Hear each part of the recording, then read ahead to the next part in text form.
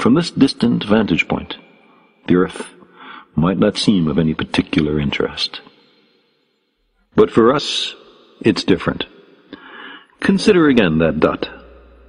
That's here. That's home. That's us. On it, everyone you love, everyone you know, everyone you ever heard of, every human being who ever was, lived out their lives.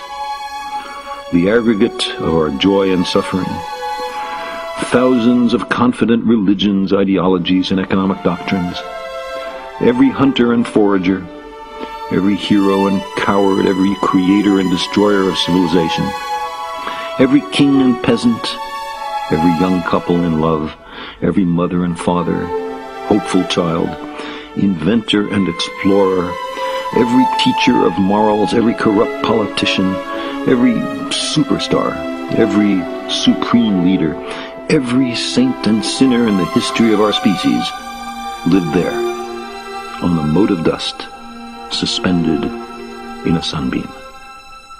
The Earth is a very small stage in a vast cosmic arena. Think of the rivers of blood spilled by all those generals and emperors, so that in glory and triumph they could become the momentary masters of a fraction of a dot. Think of the endless cruelties visited by the inhabitants of one corner of this pixel on the scarcely distinguishable inhabitants of some other corner. How frequent their misunderstandings. How eager they are to kill one another. How fervent their hatreds. Our posturings, our imagined self-importance, the delusion that we have some privileged position in the universe, are challenged by this point of pale light. Our planet is a lonely speck in the great enveloping cosmic dark. In our obscurity, in all this vastness, there is no hint that help will come from elsewhere to save us from ourselves. The Earth is the only world known so far to harbor life. There is nowhere else, at least in the near future, to which our species could migrate. Visit? Yes. Settle? Not yet.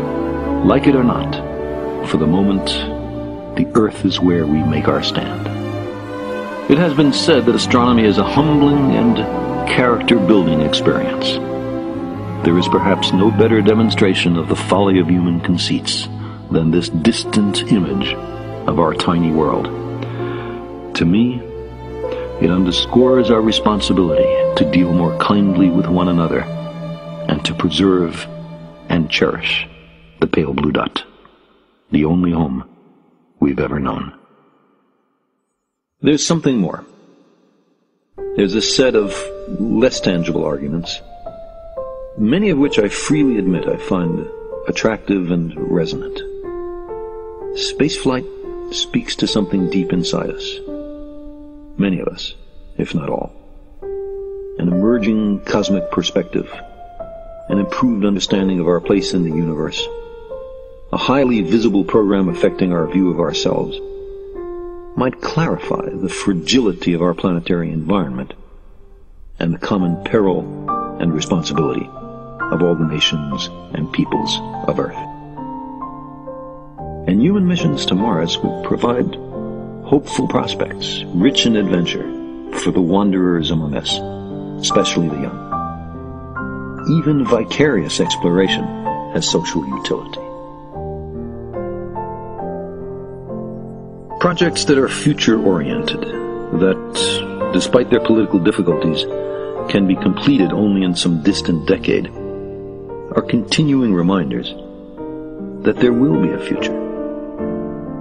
Winning a foothold on other worlds whispers in our ears that we're more than Picts or Serbs or Tongans. We're humans. Exploratory spaceflight puts scientific ideas, scientific thinking, and scientific vocabulary in the public eye. It elevates the general level of intellectual inquiry. The idea that we've now understood something never grasped by anybody who ever lived before. That exhilaration, especially intense for the scientists involved, but perceptible to nearly everybody, propagates through the society, bounces off walls, and comes back at us. It encourages us to address problems in other fields that have also never been solved. It increases the general sense of optimism in the society. It gives currency to critical thinking of the sort urgently needed if we're going to solve hitherto intractable social issues. It helps stimulate a new generation of scientists. The more science in the media, especially if methods are described as well as conclusions and implications, the healthier, I believe, the society is. People everywhere hunger to understand. I had ambition not only to go farther than anyone had done before, wrote Captain James Cook, the 18th century explorer of the Pacific, but as far as it was possible for man to go.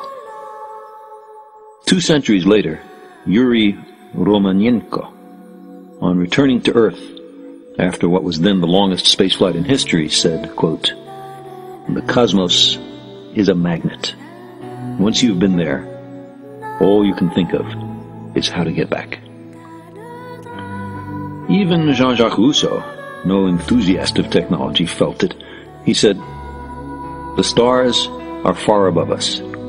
We need preliminary instruction, instruments and machines, which are like so many immense ladders, enabling us to approach them and bring them within our grasp."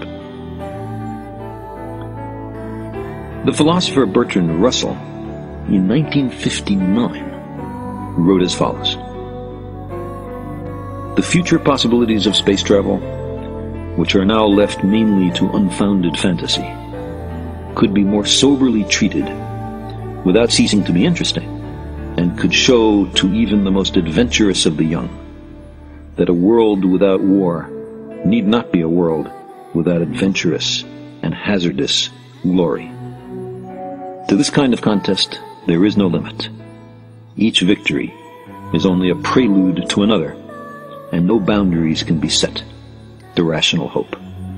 Russell's phrase is noteworthy: adventurous and hazardous glory.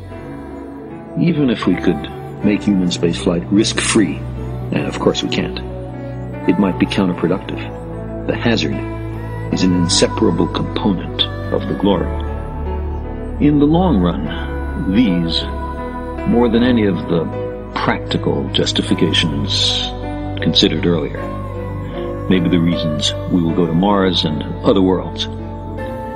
In the meantime, the most important step we can take toward Mars is to make significant progress on Earth. Even modest improvements in the social, economic, and political problems that our global civilization now faces could release enormous resources, both material and human, for other goals. There's plenty of housework to be done down here on Earth, and our commitment to it must be steadfast. But we're the kind of species that needs a frontier for fundamental biological reasons. Every time humanity stretches itself and turns a new corner, it receives a jolt of productive vitality that can carry it for centuries. There's a new world next door, and we know how to get there.